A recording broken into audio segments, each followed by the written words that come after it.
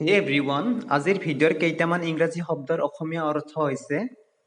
bed মানে বেয়া, কুৱেৰেল মানে কাজিয়া, কণ্ডল কলহ বা বিবাদ বুলিও কয়, অভাৰ মানে ওপৰত, তাৰপিছত আছে বথ মানে উভয়ে বা দুয়ো, এনাউন্স মানে ঘোষণা বা জাননী দিয়া, তাৰপিছত ৰিটাৰ্ণ মানে ফিৰাই দিয়া বা উভতা, ফাৰ্মাৰ মানে কৃষক বা খেতিয়ক, বাই মানে কিনা বা ক্ৰয় কৰা, ৱাইফ মানে স্ত্ৰী বা পত্নী, ব্ৰিং মানে হ'ল অনা, ষ্টুপিড মানে বুৰ্বক, অকৰা বা মূৰ্খ বুলিও কয়, থ্ৰু মানে মাজেৰে বা ইমূৰৰ পৰা সিমূৰলৈ,